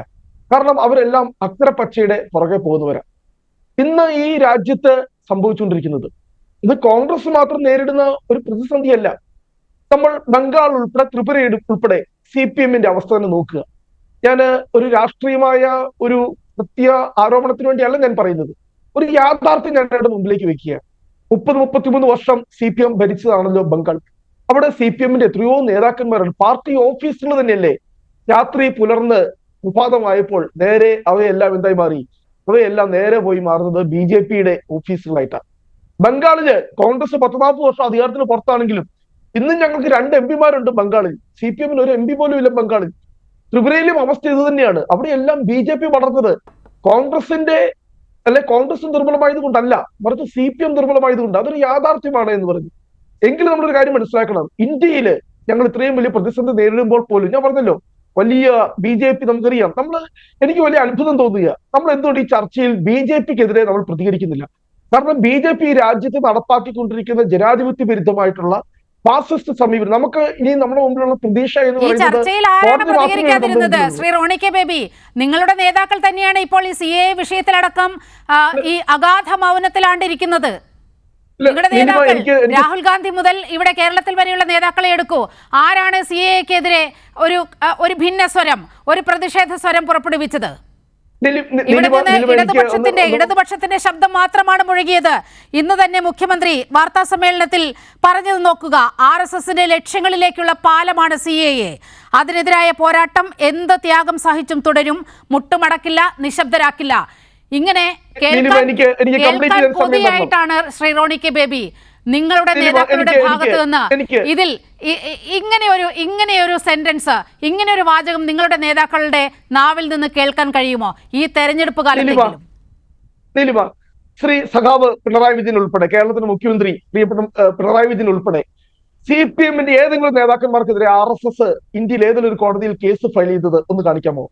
ശ്രീ രാഹുൽ ഗാന്ധിയുടെ പേരിൽ 14 കേസുകളാണ് ഇന്ത്യയുടെ വിവിധ ഭാഗങ്ങളിലുള്ള കോടതികളിൽ RSS ഫയൽ ചെയ്തിരിക്കുന്നത്. രാഹുൽ ഗാന്ധി പലതരത്തിലുള്ള വിചാരണകളെ നേരിട്ടുകൊണ്ടിരിക്കുന്നത്. അപ്പോൾ ഈ RSS-നെതിരെ, സംഘപരിവാരത്തിനെതിരെ കോൺഗ്രസും രാഹുൽ ഗാന്ധിയും ഒന്നും പ്രതികരിക്കുന്നില്ല. ഞാൻ വളരെ കൃത്യമായി, എനിക്ക് നീലിമ സമയത്തിനോട് ഞാൻ ഇപ്പോൾ വായിക്കാം. ശ്രീ രാഹുൽ ഗാന്ധിയുടെ സ്റ്റേറ്റ്മെന്റ് വളരെ കൃത്യമായി. 17-ാം തീയതി നീലിമ ചർച്ച നടത്തും, നമുക്ക് ഒന്നിച്ച് ചർച്ചയിൽ പങ്കെടുക്കാം.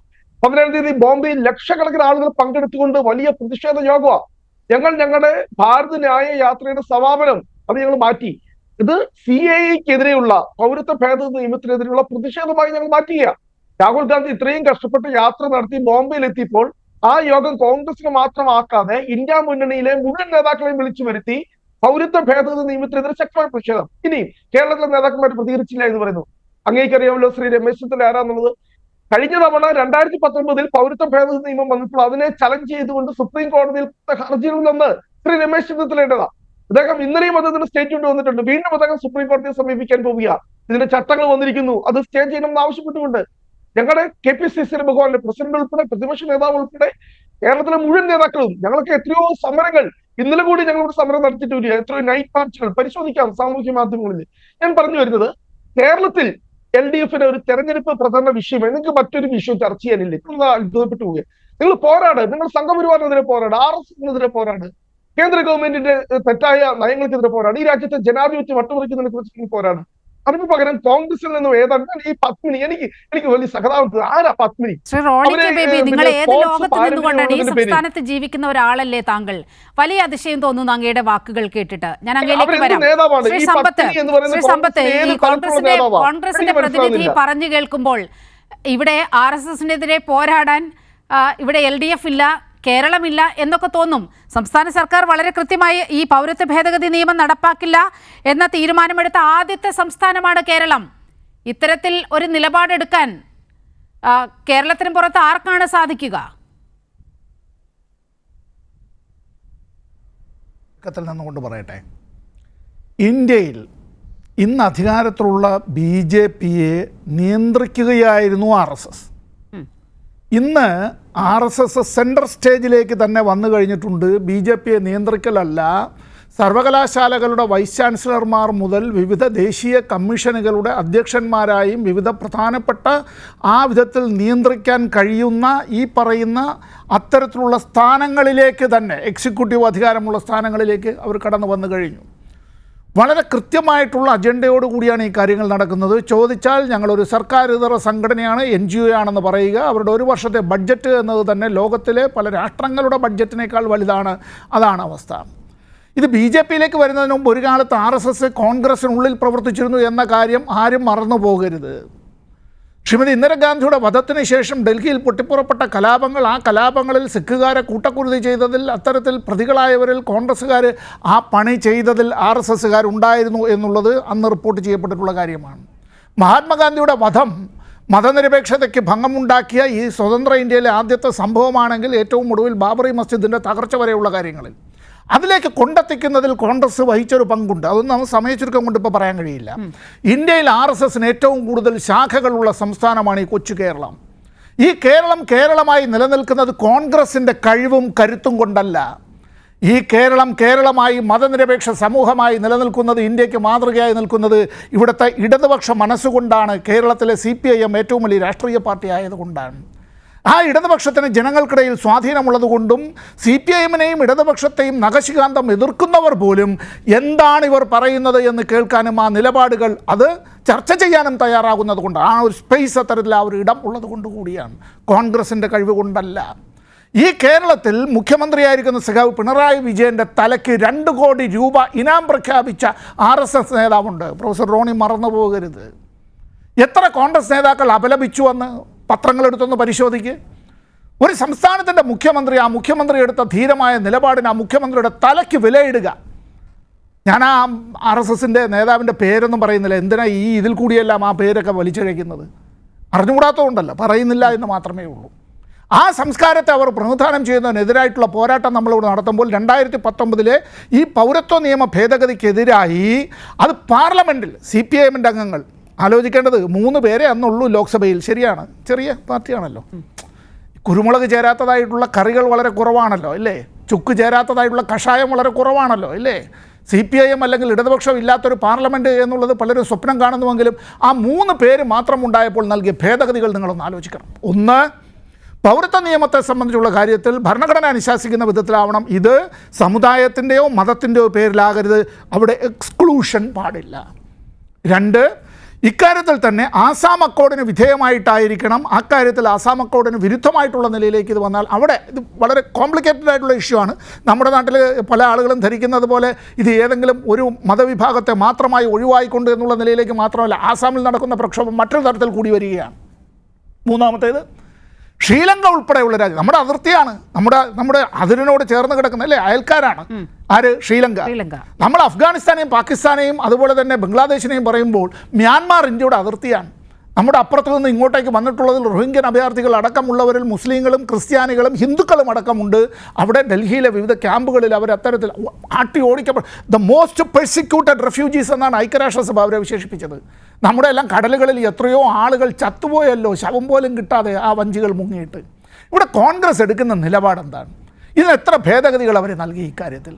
ഇവിടെ കേരളം ഇക്കാര്യം നടപ്പാക്കില്ല എന്ന് പറഞ്ഞു. ഇപ്പോൾ മാത്രമല്ല തീരുമാനിച്ചത്, ഇപ്പോൾ തീരുമാനിച്ചല്ല, പുതിയ തീരുമാനമല്ല, തെരഞ്ഞെടുപ്പ് വന്നപ്പോൾ എടുത്ത തീരുമാനമല്ല, നേരത്തെ തീരുമാനിച്ചതാണ്. നമ്മുടെ നിയമസഭ ഐകകണ്ഠ്യേന പ്രമേയം പാസ്സാക്കിയതാണ്. കേരളത്തിൻ്റെ മുഖ്യമന്ത്രി അതുമായി ബന്ധപ്പെട്ട കാര്യം പറയുമ്പോൾ UDFിലെ നേതാക്കൾ എന്താ എടുക്കുന്നത്?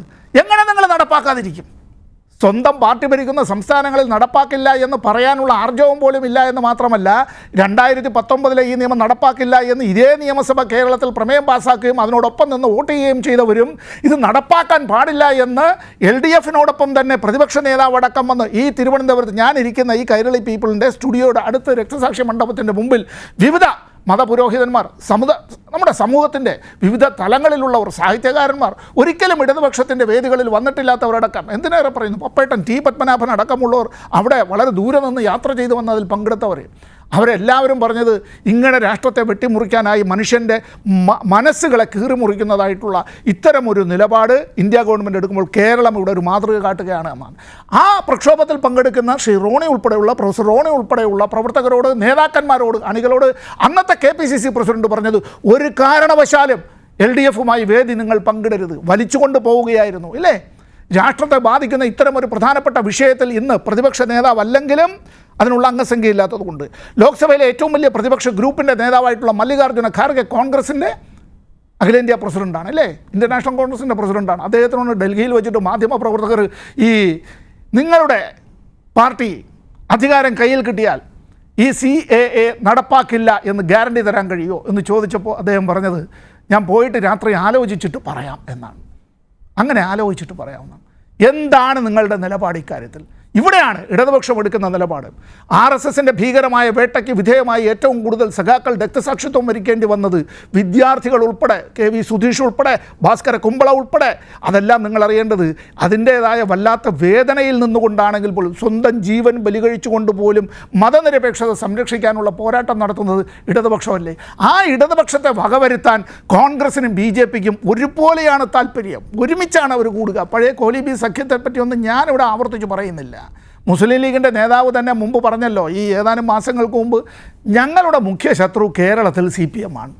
കോൺഗ്രസ് നേതാക്കൾ ഞങ്ങളുടെ മുഖ്യ ശത്രു ഇവിടെ CPM ആണ്, ഇടതുപക്ഷമാണ്. ഇടതുപക്ഷത്തെ വകവരുത്തുക എന്നുള്ളത് ED ഇലക്ഷൻ ഡ്യൂട്ടിക്ക് അയച്ചല്ലോ നേരത്തെ, CBI അല്ലേ, ഇൻ്റലിജൻസ് ബ്യൂറോ, പിന്നെ ഇനി അന്നൊക്കെ വരാനുണ്ട്, BSF ഒക്കെ ഇനി വരാനുള്ളൂ എന്ന് തോന്നുന്നു ഇല്ലേ? അങ്ങനെ കേരളത്തിൽ ഇവരെല്ലാം വിട്ടിട്ടെന്തായി? ശ്രീ ജയചന്ദ്രൻ നേരത്തെ പറഞ്ഞല്ലോ, കഴിഞ്ഞ തെരഞ്ഞെടുപ്പ് വേളയിൽ ഇതുപോലെ ചർച്ചകളിൽ നമ്മൾ വന്നിരിക്കുമ്പോൾ ഒരുപാട് ഭത്സനങ്ങൾ കേട്ടിട്ടാണ് ഞാൻ എഴുന്നേറ്റ് പോയിട്ടുള്ളത്. നിങ്ങളൊക്കെ LDF ഒരു കാരണവശാലും ജയിക്കില്ല, കഴിഞ്ഞ പാർലമെൻറ്റ് തെരഞ്ഞെടുപ്പിൽ നിങ്ങളൊക്കെ തോറ്റില്ലേ, സമ്പത്തെ എല്ലാം തോറ്റതിൽ നിന്ന് പാഠം പഠിച്ചില്ലേ, ഇതിൻ്റെ എല്ലാം തുടർച്ചയാണ് ഇതെന്നെല്ലാം പറഞ്ഞു. എന്തൊക്കെയായിരുന്നു പറഞ്ഞത്? അല്ലേക്കെല്ലാം വീണ്ടും നമ്മൾ ആവർത്തിക്കണോ? എന്തായിരുന്നു അവിടെ? ഈ ഇടതുപക്ഷത്തെ വകവരുത്തുക എന്നുള്ള നിലയിലായിരുന്നല്ലോ. മാധ്യമങ്ങളടക്കം അത്തരത്തിൽ അതിൻ്റെ ബഹുഭൂരിപക്ഷം മാധ്യമങ്ങൾ ഒരു സിൻഡിക്കേറ്റായി നിന്നുകൊണ്ട് അവർ അജണ്ട ഫിക്സ് ചെയ്യുക, UDF അത് ഏറ്റുപാടുക, കേന്ദ്ര ഏജൻസികൾ ഈ വിധത്തിൽ അവർ കേരളത്തിലേക്ക്, അതെല്ലാം വരുമ്പോൾ ഒരു ചാഞ്ചല്യവും ഇല്ല. അതിനെ നേരിടുക തന്നെ, ജനങ്ങളെ അണിനിരത്തി ജനങ്ങളോട് രാഷ്ട്രീയം പറയലും എന്തുകൊണ്ട് ഇത് എന്ന് അവരെ ബോധ്യപ്പെടുത്തലും മാത്രമല്ല, നിയമനിർമ്മാണ പ്രക്രിയയിലും ജുഡീഷ്യറിയിലും അടക്കം എത്താവുന്ന മേഖലകളിൽ ഇത് കൊണ്ടെത്തി. അതുകൊണ്ടാണ് CAA-ക്കെതിരായിട്ടുള്ള കേസ് കേരള സർക്കാർ സുപ്രീം കോടതിയിൽ ഫയൽ ചെയ്തത്. എന്നാണ് അത് ഏറ്റവും കൂടുതൽ പോസ്റ്റ് ചെയ്തതെന്നൂടെ പറയാം. അതുകൂടി നീലിമ ഒറ്റ സെക്കൻഡ്, ആ കേസ് ഏറ്റവും കൂടുതൽ പോസ്റ്റ് ചെയ്ത, സുപ്രീം കോടതി പോസ്റ്റ് ചെയ്ത ദിവസം ആര് മറന്നാലും പ്രൊഫസർ റോണി മറക്കാൻ പാടില്ല. ആരാധ്യായ അവരുടെ നേതാവ് ഇന്ത്യൻ പ്രധാനമന്ത്രിയാണ് ശ്രീമതി ഗാന്ധി കൊല്ലപ്പെട്ടൊരു ദിവസം ഉണ്ടല്ലോ, 31 ഒക്ടോബർ. ആ 31 ഒക്ടോബർ 2022 ഏറ്റവും കൂടുതൽ സുപ്രീം കോടതി പോസ്റ്റ് ചെയ്തത്. അന്ന് യൂണിയൻ ഗവൺമെൻറ് പറഞ്ഞത് ഞങ്ങളിതിൻ്റെ ചട്ടങ്ങൾ നടപ്പാക്കുന്നതിന് വേണ്ടി ആലോചിച്ചിട്ടില്ല എന്നാണ്. സുപ്രീം കോടതിയിൽ പറഞ്ഞതിന് ഘടകവിരുദ്ധമായി ഇപ്പോൾ ഗവൺമെൻറ് തീരുമാനമെടുത്തു. ഇലക്ട്രൽ ബോണ്ട് കേസിലെ വിധി വന്നപ്പോൾ, കരുണക്കുട്ടിക്ക് മുഖത്ത് അടി കിട്ടിയതുപോലെ വന്നപ്പോൾ അത് തീരുമാനിച്ചതോ തൊട്ട് പിറ്റേന്ന് മുതൽ റംസാൻ നോമ്പ് തുടങ്ങുന്നതിൻ്റെ തലേ ദിവസം. എത്രമാത്രം ക്രൂരമായിട്ടുള്ള കാര്യങ്ങളാണ് അവർ ചെയ്യുന്നത് എന്നുള്ള ഇതിൽ കൂടുതൽ വേറെ എന്തെങ്കിലും ഉദാഹരണങ്ങൾ വേണോ? അപ്പോഴും LDF ആണ് മുഖ്യ ശത്രു, അപ്പോഴും CPIM-നാണ് മുഖ്യ ശത്രുവായി കണക്കാക്കുക.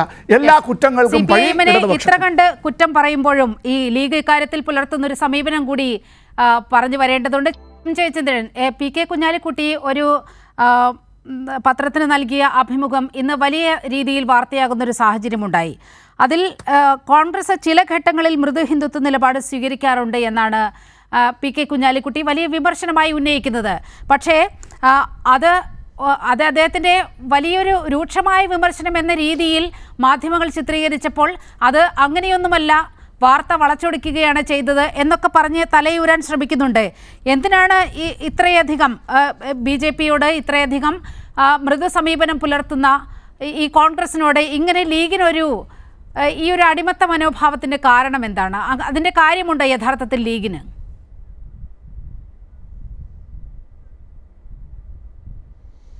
ലീഗിന് മറ്റ് വഴികളെല്ലാം ഇനി അതൊന്നും ഗുണം ചെയ്യില്ല. തങ്ങൾ ഉപയോഗിച്ചുകൊണ്ടിരുന്ന ഈ സാധാരണഗതിയിൽ ചെയ്തുകൊണ്ടിരുന്ന തന്ത്രങ്ങളൊന്നും അണികൾക്കിടയിൽ വിലപ്പോവില്ല എന്ന് വ്യക്തമായി ബോധ്യപ്പെടുന്ന നാളുകളാണ് കഴിഞ്ഞ കുറേ കാലങ്ങളായിട്ട് നീലിമ ലീഗ് രാഷ്ട്രീയത്തിൽ സംഭവിച്ചുകൊണ്ടിരിക്കുന്ന പരിവർത്തനങ്ങൾ.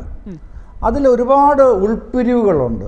ലീഗ് നേതാക്കളുടെ അല്ല, ലീഗ് അണികളുടെ മാറ്റം അവരുടെ അനുഭവത്തിൽ നിന്നാണ് അവർ ഏത് നിലപാടിലേക്ക് വരണം എന്ന് തീരുമാനിക്കുന്നത് എന്നുള്ളത്. നമ്മുടെ മുഖ്യമന്ത്രി ശ്രീ പിണറായി വിജയൻ എപ്പോഴും പറയുന്നൊരു സംഗതി ഉണ്ടല്ലോ, ജനങ്ങൾ അവരുടെ ജീവിതത്തിൽ നിന്നാണ്, അവരുടെ അനുഭവത്തിൽ നിന്നാണ് തീരുമാനങ്ങൾ എടുക്കുന്നത്. അതാണ് ഞങ്ങളുടെ ആത്മവിശ്വാസം, കരുത്ത് എന്ന് അദ്ദേഹം പറയുന്നത്.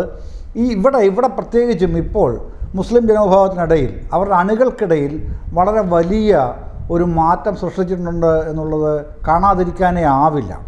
ലീഗ് എന്ത് പറഞ്ഞാലും ശരി അന്ധമായി അത് വിശ്വസിച്ച് വോട്ട് ചെയ്യുന്നൊരു കാലം ഉണ്ടായിരുന്നു അണികൾക്ക്. അതൊക്കെ ഇങ്ങനെ വരാത്തവണ്ണം പൊയ്ക്കഴിഞ്ഞു, അത് കിട്ടുകയുമില്ല. അതുകൊണ്ട് തന്നെയാണ് മൃദു ഹിന്ദുത്വം കോൺഗ്രസ്സിനുണ്ട് എന്നൊക്കെ മാധ്യമം പത്രത്തിന് ഇന്ന് നൽകിയിട്ടുള്ള അഭിമുഖത്തിൽ ശ്രീ പി.കെ. കുഞ്ഞാലിക്കുട്ടി പറയാൻ തയ്യാറാവുന്നതിൻ്റെ ഒരു പ്രധാനപ്പെട്ട കാരണം തന്നെ അതാണ്. ഈ പറയുന്നത് പോലെ അങ്ങനെ മൃദു ഹിന്ദുത്വം കോൺഗ്രസ്സിനുണ്ട് എന്ന നിലപാട് പറഞ്ഞില്ലെങ്കിൽ വീണ്ടും കാൽക്കീഴിലെ മണ്ണൊലിച്ചു പോകും, അത് കാണേണ്ടി വരും. അതുകൊണ്ടാണ് അത്രയെങ്കിലും പറഞ്ഞ് ഒന്ന് സമാധാനിപ്പിക്കാൻ, തണുപ്പിക്കാനായിട്ട് അദ്ദേഹത്തെ പോലുള്ളവർ ശ്രമിക്കുന്നത്. പക്ഷേ അതുകൊണ്ടൊന്നും മുസ്ലിം ജനവിഭാഗത്തിനെതിരെ രാജ്യത്ത് ഉരുണ്ടുകൂടുന്ന വിഷയങ്ങൾ. അക്കാര്യത്തിൽ എനിക്ക് മനസ്സിലാകാതെ പോയൊരു കാര്യമുണ്ട്. CAA-യുടെ കാര്യത്തിൽ ഇത്തരത്തിൽ മൃദു ഹിന്ദുത്വ സമീപനം എന്നൊന്നുമല്ല പറഞ്ഞു വെക്കുന്നത്. CAA-യുടെ കാര്യത്തിൽ വളരെ തന്ത്രപരമായ സമീപനം കോൺഗ്രസ് സ്വീകരിക്കുന്നു എന്നാണ്. ഇതുകൊണ്ട് എന്താണ് മനസ്സിലാക്കേണ്ടത്? ഈ തന്ത്രപരമായ സമീപനം കോൺഗ്രസിൻ്റെ എന്താണ്?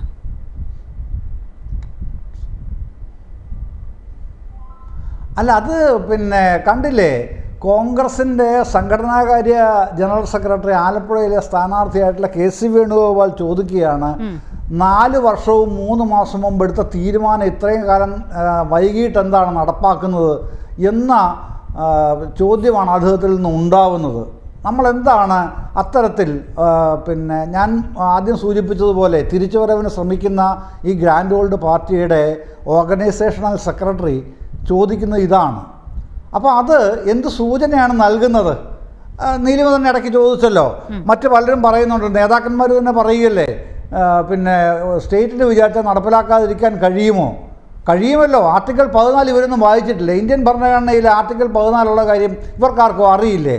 പ്രൊഫസർ റോണി, താങ്കളെങ്കിലും അത് വ്യക്തമായിട്ടൊന്ന് ഇവർക്ക് പറഞ്ഞു കൊടുക്കണം എന്നൊരു റിക്വസ്റ്റാണ് എനിക്കുള്ളത് കേട്ടോ. അത് ഇന്ത്യൻ പൗരന്മാർക്കല്ല ആർട്ടിക്കിൾ 14 പറയുന്നത്. ഭൂമിശാസ്ത്രപരമായി ഇന്ത്യ എന്ന പ്രദേശത്ത് ജീവിക്കുന്ന മനുഷ്യരുടെ കാര്യമാണ് പറയുന്നത് ആർട്ടിക്കിൾ 14. ഇന്ത്യയിൽ ജീവിക്കുന്ന മനുഷ്യരുടെ കാര്യം, അവർ സ്വദേശികളോ വിദേശികളോ ആവട്ടെ, അവർക്ക് ഭരണഘടന നൽകുന്ന സംരക്ഷണം, പ്രൊട്ടക്ഷൻ, അതാണ് ആർട്ടിക്കിൾ 14. അതുപോലും അറിയാൻ വയ്യാത്തവരായി പോകുന്നു അങ്ങയുടെ പാർട്ടിയുടെ ഗ്രാൻഡ് ഓൾഡ് പാർട്ടി നേതാക്കന്മാർ എന്നുള്ളത് അങ്ങയെപ്പോലെ പരിണിതപ്രജ്ഞരായ ഈ അധ്യാപകരായിട്ടുള്ള ആൾക്കാർ പറഞ്ഞു കൊടുക്കേണ്ടതാണ് തീർച്ചയായിട്ടും. ഇതല്ല അതുകൊണ്ട് ചോദ്യം ചെയ്യാൻ കഴിയും. ഓപ്പൺ ഹർജിയായിട്ടാണല്ലോ കേരളം പോയിരിക്കുന്നത് സ്റ്റേറ്റ് എന്നുള്ള നിലയിൽ. ഇപ്പോൾ BJP ഗുജറാത്തിൽ ഭരിക്കുന്നത് BJP അല്ലേ, 13 പേർക്ക് CAA കൊടുത്തു എന്ന് പറഞ്ഞ് ഭയങ്കര പ്രചാരണമാണ് സോഷ്യൽ മീഡിയയിലൊക്കെ അഴിച്ചുവിട്ടിരിക്കുന്നത്. ഞാൻ ചോദിക്കട്ടെ, ഈ BJP ഭരിക്കുന്ന സംസ്ഥാനങ്ങളിലല്ലാതെ ഇന്ത്യയിൽ മറ്റേതെങ്കിലും സംസ്ഥാനത്ത് ഈ CAA കൊടുക്കാൻ, അതിന് കീഴിൽ എന്തെങ്കിലും നടപ്പിലാക്കാൻ കഴിയും എന്ന് BJP അവകാശപ്പെടട്ടെ.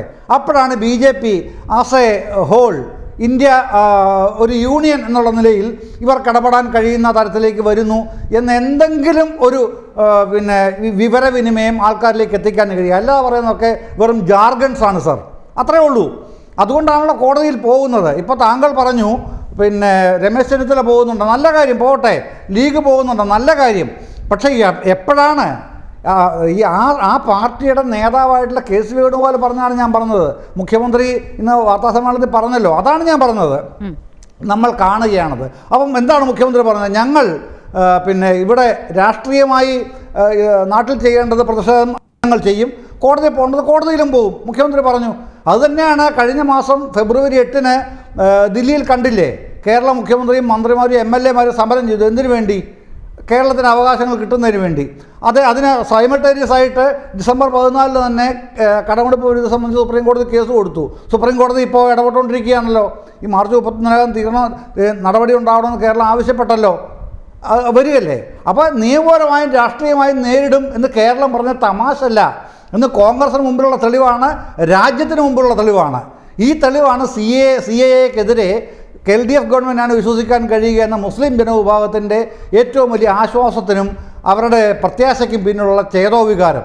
അതാണ് കോൺഗ്രസ് അസ്വസ്ഥപ്പെടുത്തുന്നത്, ലീഗിനെ ഭയപ്പെടുത്തുന്നത്. അതുകൊണ്ടാണ് ശ്രീ PK കുഞ്ഞാലിക്കുട്ടി ഇന്ന് മാധ്യമത്തിന് നൽകിയ അഭിമുഖത്തിൽ പറയുന്നത് മൃദുഹിന്ദുത്വം കോൺഗ്രസിന് പലപ്പോഴും കാണിക്കേണ്ടി വരുന്നുണ്ട് എന്നുള്ളത്. അത്രയെങ്കിലും അദ്ദേഹം പറയാൻ തയ്യാറാവുന്നത് അതുകൊണ്ടാണ്. യെസ്, ശ്രീ റോണി കെ ബേബി, സംഘപരിവാറിൻ്റെ വളർച്ച സൃഷ്ടിക്കുന്ന ഒരു ഭീതിയും ആശങ്കയും ഇവിടുത്തെ വോട്ടർമാരുടെ തീരുമാനങ്ങളിൽ പ്രതിഫലിക്കുമെന്നത് വളരെ വ്യക്തമാണ്. 2019 നിങ്ങൾക്ക് അഡ്വാൻറ്റേജ് ഉണ്ടാവാനുള്ള ഏറ്റവും വലിയ കാരണവും അതുതന്നെയാണ്. ഇത്തരത്തിൽ ഈ CAA എന്ന് പറയുന്നത്, CAA കഴിഞ്ഞാൽ NRC വരുന്നുണ്ട്. ഇത് രാജ്യത്തിൻ്റെ മതേതര സ്വഭാവം മുഴുവൻ ഇല്ലാതാക്കുന്നൊരു സമീപനമാണ് RSS എടുക്കാൻ പോകുന്നത്. RSSൻ്റെ 100ാം വാർഷികത്തോടനുബന്ധിച്ച് എന്തെല്ലാം പദ്ധതികളാണ് ഈ രാജ്യത്തെ മതരാഷ്ട്രത്തിലേക്ക് നയിക്കുന്ന, എന്തെല്ലാം പദ്ധതികളാണ് ഇനി വരാൻ പോകുന്നത് എന്ന് കണ്ടറിയേണ്ട ഒരു കാലം കൂടിയാണ് ഇത്. അവിടെയാണ് നിങ്ങൾ വളരെ കുറ്റകരമായ ഒരു മൗനം പുലർത്തുന്നത്. ഈ വോട്ടർമാരോടെങ്കിലും നിങ്ങൾക്ക് ഈ ആശങ്കകൾ പങ്കുവെക്കാൻ കഴിയണ്ടേ? ഒരുപാട് ചോദ്യങ്ങൾക്ക് ഉത്തരം പറയേണ്ടതുണ്ട്. അതുകൊണ്ട് എനിക്കൊരു 2 മിനിറ്റ് നീലിമ സമയം തരണമെന്ന് അഭ്യർത്ഥിക്കുക. എന്താണ് ഇവിടെ നടക്കുന്ന പ്രചരണത്തിന്റെ ലക്ഷ്യമെന്ന് ബഹുമാനപ്പെട്ട ജയേന്ദ്രൻ മാഷിന്റെ അദ്ദേഹത്തിന്റെ സംഭാഷണത്തിന്റെ അവസാനത്തെ വാക്കുകളിലുണ്ട്. മുസ്ലിം ജനസാമാന്യത്തിന് വലിയ ആശങ്കയാണ്. അപ്പോൾ അവരുടെ ഒപ്പം നിൽക്കുന്നത് CPM ആണ് എന്ന് അവർ വിശ്വസിക്കുന്നു. അപ്പോൾ CPM എന്തിനാണ് ഇങ്ങനെ വലിയ നുണകള് പ്രചരിപ്പിക്കുന്നത്? കോൺഗ്രസ് CAA-ക്ക് അനുകൂലമാണ്. കോൺഗ്രസ് എവിടെയാണ് ഈ പൗരത്വ ഭേദഗതി നിയമത്തിന് അനുകൂലമായിട്ടുള്ളത്? ഞാൻ എത്രയോ ഉദാഹരണങ്ങൾ പറയാം. ലോക്സഭയിൽ അന്ന് വോട്ടിലിട്ടപ്പോൾ മനീഷ് തിവാരിയാണ് കോൺഗ്രസിനെ പ്രതികരിച്ചുകൊണ്ട് സംസാരിച്ചത്. അതിശക്തമായ ഭാഷയിലാണ് അദ്ദേഹം പറഞ്ഞത്. രാഹുൽ ഗാന്ധിയുടെ 1 ഡസൻ സ്റ്റേറ്റ്മെന്റുകൾ ഞാൻ പറയാം. പൗരത്വ നിയമത്തിൽ കോൺഗ്രസ് ഒരിക്കലും അവരോടൊപ്പം നില്ല, ഞങ്ങൾ ഈ രാജ്യത്തെ മതം, ഞങ്ങൾ പറയുന്നത് ഇത് ഒരു മതത്തിന്റെ വിഷയമല്ല. അവിടെയാണ് ഇവിടെ ഈ പറയുന്നത് BJP. ഒരു സെക്കൻഡ് ശ്രീ M ജയചന്ദ്രൻ, ഇത് എന്ന് പറയുന്നത് കോൺഗ്രസിന്റെ നിലപാട്. ഞാനതാണ് പ്രൊഫസറോട് ചോദിക്കുന്നത്. മുഖ്യമന്ത്രി പറഞ്ഞില്ലേ കേരളത്തിലെ MP-മാരിൽ AMRF മാത്രമേ പങ്കെടുത്തുള്ളൂ, എവിടെ പോയി? തെറ്റാണ്. NIA നിയമത്തിന്റെ ഭേദഗതിയിലാണ് കോൺഗ്രസ് MP-മാർ ബഹിഷ്കരിച്ചത്. പൗരത്വ വിഷയത്തിൽ വീണ 80 വോട്ടിൽ 52 വോട്ട് എന്ന് പറഞ്ഞാൽ NIA ബഹിഷ്കരിക്കുന്ന സാഹചര്യമൊന്നും ഉണ്ടായില്ല. ഇത് ദേശസുരക്ഷയുടെ ഭാഗമാണ് എന്ന് പറഞ്ഞുകൊണ്ട് NIA ഭേദഗതി ചർച്ചയിൽ സഹകരിക്കുന്ന സമീപനമാണ് കോൺഗ്രസിൽ നിന്നുണ്ടായത്. അവിടെ ബഹിഷ്കരണമൊന്നും ഉണ്ടായില്ല. നീലിമ, ഇതൊന്ന് സംസാരിക്കാൻ അനുവദിക്കൂ. കാരണം NIA-യും പിന്നെ ഈ പറയുന്ന CAA-യും രണ്ടാണ്. അപ്പൊ നമ്മളിവിടെ ചർച്ച ചെയ്തത് CAA ആണ്. CAA വിഷയത്തിൽ കോൺഗ്രസ് എന്താണ് നിലപാടെടുത്തത്? എത്രയോ ഉദാഹരണങ്ങള് കോൺഗ്രസിനാണ്. ഞാൻ ഒരൊറ്റ ചോദ്യത്തിന് എന്നോട് ഞാൻ വളരെ ബഹുമാനത്തോടെ സമ്പത്തിനോട് ഞാൻ ഒരു 2 ചോദ്യത്തിന് നമ്മളിവിടെ കേരളത്തിന്റെ സാഹചര്യത്തിൽ നിന്നാണല്ലോ സംസാരിക്കുന്നത്. താങ്കൾ പറയും, ഇവിടുത്തെ ഏത് MP പാർലമെന്റിൽ എഴുന്നേറ്റ് നിന്ന് CAA-ക്കെതിരെ ശബ്ദമുയർത്തി? കാരണം CAA-ക്കെതിരെ വോട്ട് ചെയ്തത് പിന്നെ പ്രതിഷേധമല്ലേ? 52 MP ഞാൻ പറഞ്ഞല്ലോ കോൺഗ്രസിന്റെ. കാരണം കോൺഗ്രസിന് 52 MP-മാരുണ്ട്. അവിടെ എത്ര ദിവസം ചർച്ച നടന്നെന്നുള്ളത് നിങ്ങൾക്ക് അറിയാമല്ലോ. CAA നിയമം 24 മണിക്കൂർ പോലും ആകെപ്പാടെ 6 മണിക്കൂറാണ് ലോക്സഭയിൽ ചർച്ച ചെയ്തത്. ആ ചർച്ചയിൽ കോൺഗ്രസിന് കിട്ടിയത് 10-15 മിനിറ്റാ. അതിന് കോൺഗ്രസിന്റെ ഉത്തരവാദിത്തപ്പെട്ട MP-മാർ, അതിന്റെ സീനിയോറിറ്റി ഒക്കെ അനുസരിച്ച് കോൺഗ്രസിന് മനീഷ് തിവാരി പോലെയുള്ള നേതാക്കന്മാർ വളരെ പിന്നെ ശക്തമായ ഭാഷയിൽ തന്നെ എനിക്ക് സമ്പത്തിനോട് രണ്ട് ചോദ്യം മാത്രം. നമ്മൾ പറയുന്ന പൗരത്വ നിയമത്തിൽ CPM കേരളത്തിന്റെ നിലപാടൊക്കെ പറയുന്നത് ചോദിക്കട്ടെ, പൗരത്വ നിയമത്തിന്റെ സമരത്തിൽ 6847 കേസുകളാണ് കേരളത്തിൽ രജിസ്റ്റർ ചെയ്തത്. അതിൽ 103 അതീവ ഗൗരവ സ്വഭാവമുള്ളത്. അത് അവിടെ നിൽക്കട്ടെ, അത് വിചാരണയ്ക്ക് പോട്ടെ, അത് ക്രിമിനൽ സ്വഭാവമാണെങ്കിൽ വിചാരണയ്ക്ക് പോട്ടെ. ഈ 6847 കേസുകൾ പിൻവലിക്കുവാൻ വേണ്ടിയിട്ട് എന്തുകൊണ്ട് സംസ്ഥാന ഗവൺമെന്റ് തയ്യാറാകുന്നില്ല? ഒന്ന്, എനിക്ക് ഒരു മിനിറ്റ് തരണം. അക്കാര്യത്തിൽ വളരെ കൃത്യമായി ഇന്ന് മുഖ്യമന്ത്രി മറുപടി പറഞ്ഞിട്ടുണ്ട്. വളരെ കൃത്യമായി മറുപടി പറഞ്ഞിട്ടുണ്ട്. ഞാൻ അങ്ങയുടെ ശ്രദ്ധയിലേക്ക് തന്നെ അത് കൊണ്ടുവരാം. പൗരത്വ ഭേദഗതി നിയമത്തിനെതിരെ സംസ്ഥാനത്തെ 835 കേസുകൾ, താങ്കൾ ഉദ്ദേശിക്കുന്ന പോലെ 6000 കേസുകൾ ഉണ്ടായിട്ടില്ല. 835 കേസുകളാണ് ആകെ രജിസ്റ്റർ ചെയ്തത്. ഇതിൽ 629 കേസുകൾ ഇതിനോടകം കോടതിയിൽ നിന്ന് ഇല്ലാതായിരിക്കുകയാണ്. ഒരു കേസ് മാത്രമാണ് ഇപ്പോൾ അന്വേഷണ ഘട്ടത്തിലിരിക്കുന്നത്. മാത്രവുമല്ല, ഒരു 84 എണ്ണത്തിൽ സർക്കാർ ഇതിനോടകം പിൻവലിക്കാനുള്ള സമയം നൽകി. അങ്ങനെ വളരെ കൃത്യമായി, അതായത് 90%, 96% കേസുകളും ഇക്കാര്യത്തിൽ എടുത്തത് പിൻവലിക്കപ്പെട്ടിട്ടുണ്ട്, കോടതിയിൽ ഇല്ലാതായിട്ടുണ്ട്. പക്ഷേ ഗുരുതര സ്വഭാവമുള്ള കേസുകൾ നിലനിൽക്കുന്നുണ്ട്. അത് വളരെ കുറച്ച് നമ്പറാണ്. താങ്കൾ പറയുന്ന 6000 കേസൊന്നും കേരളത്തിൽ എടുത്തിട്ടില്ല. ശരിയാണ്, ഞാൻ വായിച്ചപ്പോൾ തെറ്റുപറ്റിയതാണ്. 835 കേസുകൾ, 835 കേസിൽ 6847 പ്രതികൾ എന്നാണ്, സോറി, അത് തിരിഞ്ഞു പോയതാണ്. 6847 പ്രതികൾ ഞങ്ങൾക്ക് വിവരാവകാശം പ്രകാരം കിട്ടുന്നത്. അതിൽ പിൻവലിച്ചത് 63 കേസുകളാണ്. 835 കേസുകളിൽ 63 കേസുകളാണ് പിൻവലിച്ചത്. 103 കേസുകൾ ഗൗരവ സ്വഭാവമുള്ളത്, ഗൗരവ സ്വഭാവമുള്ള കേസുകൾ. കേരളത്തിന്റെ മുഖ്യമന്ത്രി ഇന്ന് വളരെ കൃത്യമായ കണക്കുകൾ പറഞ്ഞിട്ടുണ്ട്. നിങ്ങൾ തെറ്റിദ്ധരിപ്പിക്കുകയാണ്. നിങ്ങൾ ഇക്കാര്യത്തിൽ ബിജെപിക്കും കോൺഗ്രസിനും ഇക്കാര്യത്തിൽ ഒരേ സ്വരമാണ്. സമ്പത്ത് അങ്ങേക്ക് കൂട്ടിച്ചേർക്കാം. ഇപ്പോൾ CPM-നെതിരെ ഉയരുന്ന വലിയൊരു വിമർശനമാണ് ഇത്. അതായത് CAA നടപ്പിലാക്കില്ല എന്ന് പറയുന്നു. പക്ഷേ ആ കേസുകൾ പിൻവലിക്കാൻ സംസ്ഥാന സർക്കാർ തയ്യാറാകുന്നില്ല എന്നൊരു ഗുരുതരമായ ആരോപണം UDF-ഉം BJP-യും ഒരേ സ്വരത്തിൽ ഉന്നയിക്കുന്നുണ്ട്. അതിന് കൃത്യമായി മുഖ്യമന്ത്രി മറുപടി പറയുകയും ചെയ്തു. താങ്കൾക്ക് കൂട്ടിച്ചേർക്കാം. ഞാനൊരു തർക്കത്തിനല്ല. സമയം അതിക്രമിക്കുന്നു. അതുകൊണ്ടാണ് റോണി പറഞ്ഞത്. അദ്ദേഹം ഒരു തെറ്റിദ്ധാരണ അദ്ദേഹത്തിന് ഉണ്ടായത്. പ്രേക്ഷകരെ തെറ്റിദ്ധരിപ്പിക്കാനാണ് അദ്ദേഹം പറഞ്ഞതെന്ന് ഞാൻ വിശ്വസിക്കുന്നില്ല. പക്ഷെ അദ്ദേഹം പറഞ്ഞതുപോലെയാണ് കോൺഗ്രസിൻ്റെ UDF-ൻ്റെ നേതാക്കൾ നാട്ടിൽ നട്ടാൽ കുറുക്കാത്ത നുണയായി പ്രചരിപ്പിക്കാൻ ഉദ്ദേശിക്കുന്നത്. ശബരിമല വിഷയവുമായി ബന്ധപ്പെട്ടെടുത്ത കേസുകളിൽ പിൻവലിക്കൽ ഉണ്ടായതുപോലെ തന്നെ ഇവിടെ CAA വിരുദ്ധ സമരത്തിലും ഇത്തരത്തിൽ ജില്ല തിരിച്ച് ഇതിൻ്റേതായിട്ടുള്ള ലിസ്റ്റുകളെല്ലാം പ്രസിദ്ധീകരിക്കപ്പെട്ടിട്ടുണ്ട്. ഇത് പിൻവലിക്കപ്പെട്ടിട്ടുള്ളതിനെ സംബന്ധിച്ച് CAA വിരുദ്ധ പോരാട്ടം എന്നുള്ളത് വളരെ പ്രധാനപ്പെട്ട ഒരു പോരാട്ടമാണ്. ആ പോരാട്ടത്തിന് ഞാൻ ഒറ്റ മിനിറ്റ് കൊണ്ട് പറയാം. നമ്മൾ ഇത് മാത്രമായിട്ട് ചുരുക്കണ്ട. നാഷണൽ പോപ്പുലേഷൻ രജിസ്റ്ററുമായി ബന്ധപ്പെട്ടും നാഷണൽ സിറ്റിസൺ രജിസ്റ്ററുമായി NCR-ഉം ഈ പറയുന്ന അതും കൂടി നമ്മൾ ഇതിനകത്ത് കാണണം. ഈ CAA പ്ലസ് NCR പിന്നെ പ്ലസ് NPR ഇങ്ങനെ ഇതെല്ലാം കൂടി കൂട്ടിക്കുഴച്ചിട്ടാണ് ഇവരത് കൊണ്ടുവരിക. അതിൽ തന്നെ ഒരു കാര്യം, ഇന്ത്യ ഗവൺമെൻറ് 10 വർഷത്തിലൊരിക്കൽ നടത്തേണ്ടുന്ന കാനേഷുമാരി കണക്കെടുപ്പ് നടത്തിയിട്ടില്ല. 2011 ഏറ്റവും ഒടുവിലത്തെ സെൻസസ് നടത്തിയിട്ടുള്ളത്. ഇത് വർഷം 2024. 2021 സെൻസസ് നടത്തിയിട്ടില്ല. ഇവിടെ അത് അതിനേക്കാൾ ഗുരുതരമായ പ്രത്യാഘാതം ഉണ്ടാക്കും. ഭരണഘടന അനുസരിച്ച് ഓരോ 10 കൊല്ലം കൂടുമ്പോഴും അങ്ങനെ സെൻസസ് നടത്തേണ്ട ഉത്തരവാദിത്വം യൂണിയൻ ഗവൺമെൻറ്റിനാണ്. ഒരു സംസ്ഥാന ഗവൺമെൻറ്റും സെൻസസോ or anything akin to sense AKIN വക്കീലന്മാരുടെ ഭാഷ അത് അങ്ങനെ ഒരു കണക്കെടുപ്പ് നടത്താൻ പാടില്ല എന്ന് സുപ്രീം കോടതിയിൽ അഫിഡാവിറ്റ് കൊടുത്തതും യൂണിയൻ ഗവൺമെൻറ്റാണ്. വളരെ പ്രധാനപ്പെട്ട ഒരു വിഷയത്തെ സംബന്ധിച്ചുള്ള ചർച്ച. ആ ചർച്ചയിൽ കേരള സംസ്ഥാനത്ത് UDF നടത്തുന്നത് തെറ്റിദ്ധരിപ്പിക്കാൻ വേണ്ടി തെറ്റിദ്ധാരണാജനകമായി ഇടതുപക്ഷത്തെ വേട്ടയാടാൻ കോൺഗ്രസിന്റെ BJP-യിലേക്ക് ഇടിച്ചു കയറാൻ വരി നിൽക്കുകയാണ്. ഇനിയും എത്ര പേർ BJP-യിലേക്ക് ചേക്കേറുന്നു എന്നതാണ് ഇപ്പോൾ ഉയരുന്ന ചോദ്യം. ന്യൂസ് ആൻഡ് വ്യൂസ് അതിഥികളായി പങ്കെടുത്ത doctor A Sampath, professor Roni K Baby, M Jayachandran, എല്ലാവർക്കും വളരെയധികം നന്ദി.